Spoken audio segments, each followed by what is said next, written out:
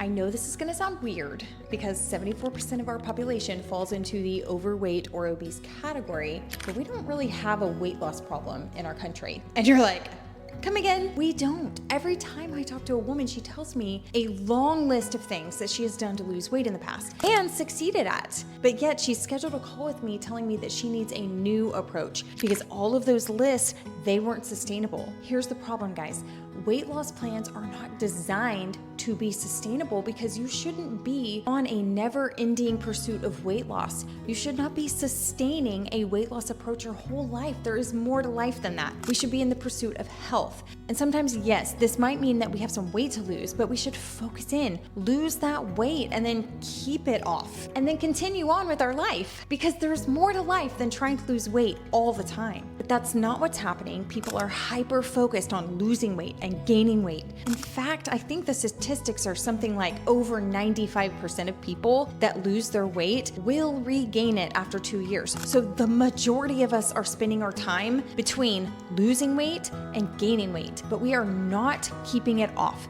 95% of people don't understand maintenance. So what I'm forever trying to figure out is, what do those 5% know that we don't know? Yes, they're changing their food. Yes, they're starting to exercise. But so are the other people that are able to lose the weight. What's helping these people over here keep it off? And that is that they're changing who they are. How in the heck do I do that? You change your mindset. You learn to experience the world in a different way. You work just as hard on what's going on in here and in here. We like to call this becoming a MYLF.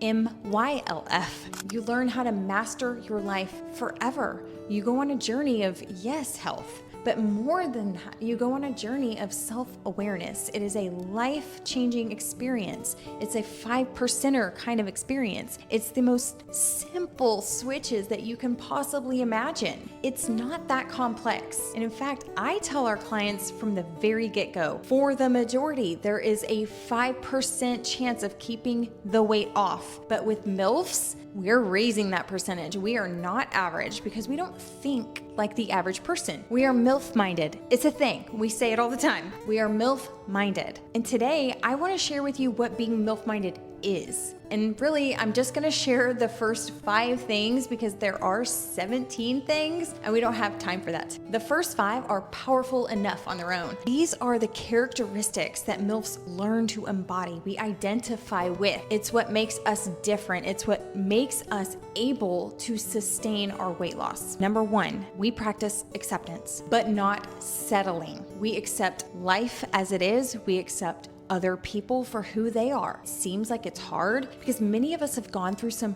really shitty things. It is so easy to get swept up in feeling sorry for ourselves. And I'm not saying when something hard happens that you shouldn't spend some time feeling it and working through the grief. But at some point, there needs to be this realization that life is hard. There will always be ups and downs for everyone. That person over there that you think has the perfect life, they don't. You just don't know all of the ins and outs of it because you're not living it. And I really feel it to my bones that sometimes life is going to deal you a blow so big, so unfair, that we can feel sorry for ourselves and we get stuck there. We certainly have the freedom to sit there and feel sorry for ourselves, but we also need to see it doesn't get us out of the slump that we're currently in. So acceptance means that we accept that bad things are gonna happen. And it may really not be your fault that you are in the current situation you are. But as a MILF, we learn to accept where we are, how we got there, no matter the reason, and we make a decision that we're gonna refuse to settle in here. If we don't wanna be here anymore, we are gonna be the ones that have to accept how we got here so that we can move forward. We know that we cannot change life itself. Life will always life. We cannot change other people, even though the desire is strong. The only thing that we can control is our next move. We accept our circle of control. The only thing we can control are the beliefs that we hold, the thoughts that we have, the actions we take, and our responses to other people. We can't change them. We can't change life. We can change our next steps. We also accept ourselves and know that we do have strengths and weaknesses. We're not going to sit here and judge the weaknesses, but we do notice them. We understand these are the things that are holding me back. And the key to moving forward is to get better at those things. These weaknesses are just things that we have not strengthened yet. We can strengthen them. We accept that getting better at something just requires time and effort. We accept that nobody can hand us those things. We have to earn them. And you know what else we accept? That the current food environment is not jiving with how the human body and brain work. We don't complain about the environment. We don't spend precious energy wishing things were different. We simply problem solve. We accept how things are right now and we figure out how we can navigate through it. How can we work to make our personal environment in our circle of control conducive to the goals that we have? We also accept that other people are not on the same journey as we are, and they may not be supportive. And we can't pout about it, we can't be mad about it, but we can make the decision on who we share our journey with. We can set boundaries and we can decide who comes inside of those walls. We accept that if we want things to change, we have to be the one to do it. We accept the journey for what it is. We accept all phases of it, the good, the bad, the ugly, the awesome, the frustrating. We accept our role and where we are now. More on that in a little bit. The point is, we do not argue facts or things we cannot change. Instead, we accept what we can control. We work to move forward from there. The second part of being a MILF is that we are accountable. We take personal responsibility for our own actions and where those actions got us. You own them, the good actions, the not so good ones. You're accountable to all of them. Your actions are on you and you alone. They are your choices that you make, your decisions, your consequences from those decisions that you now need to move forward from. It begins and it ends with you, and that's not the message everyone wants to hear, but that is what MILFs accept, and that is why MILFs are so successful. And speaking of hard pills to swallow, here's another one.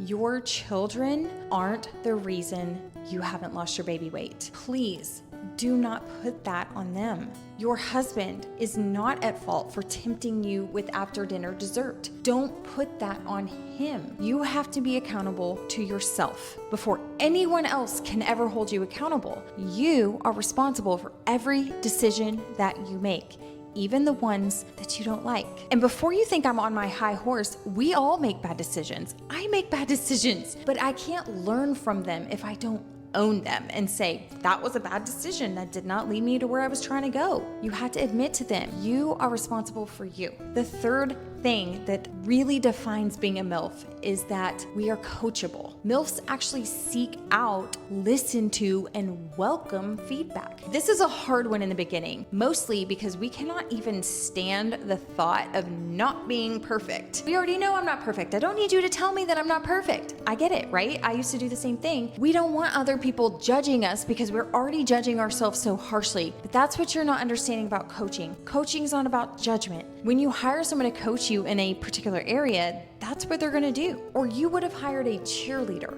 Have you seen the difference between coaches and cheerleaders on the football field? A lot of cheerleaders don't even know what's happening in the game. They're not invested in that game. They are there to perform, to cheer. That is their job. If you want to get better at football, you're gonna go hire the football coach. They are invested in you becoming better. The first thing they're gonna do is point out where your weaknesses are, because that is the key to getting better. When you have a coach, you've got to be coachable, which means you can accept constructive criticism. You want that feedback. You crave that feedback because you know how quickly you get better when you work on that feedback. You've got to be open to the fact that you're going to make some errors and that you've got to acknowledge what they are and adapt to new information coming in and make some tweaks. That's what coaching is all about. MILFs view coaching and guidance as a gift. It's not something that hurts our ears. It's something we crave and we desire so we can get better. The fourth thing is that MILFs are competitive. Being competitive gets a bad rap sometimes, so I'm gonna explain this one a little bit because I think it's good to be competitive. I do not mean that you're being competitive with other people. This is not comparing your journey to anybody else's or always trying to one-up someone. That's miserable. That's pointless. That is not a true competitive spirit. Being competitive means that you enter the arena. In this case, the arena of making a lifestyle change, and you thrive on taking on this process. You see a struggle, this is a challenge, I welcome it. Like, bring it, because you love a challenge. You like to compete against that challenge. You love winning against difficult things. It's not you versus them. It's not even you versus you. It's you with you, using your strengths to crush that competition. The competition being life, the setbacks that you're gonna have. Like, I got you. I'm gonna compete against these setbacks and win. You love to be stretched. You love to be challenged. You like to compete against those things and win. And let's face it, sometimes a weight loss journey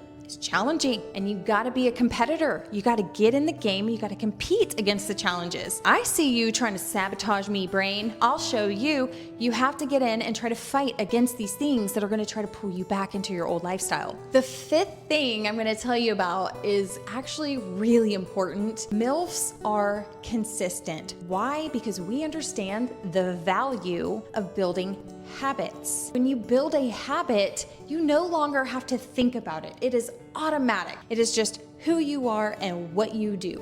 So we are consistent on this journey. We are committed to taking daily actions so that we can reprogram and create these new amazing habits that we operate from. It's no longer requiring self-discipline and willpower. It's just who we are, what we do, and we understand that. So we are very consistent in our actions so that we can get to this point. We also understand that we want to break the bad habits that are gonna pull us back. And we know if we participate in them, it's gonna be hard to break them. So we know we're trying to build a new routine and perform it over and over again until our brain learns it and stores it as a habit. This is called neuroplasticity, which is a big word, we'll let it go. But MILFs understand this. They understand the assignment. The goal is to break bad habits so that you don't live on those and build new habits through consistency. It's not boring, it's science. So I know that our desire is very strong to be like, oh, I just haven't found the right diet plan.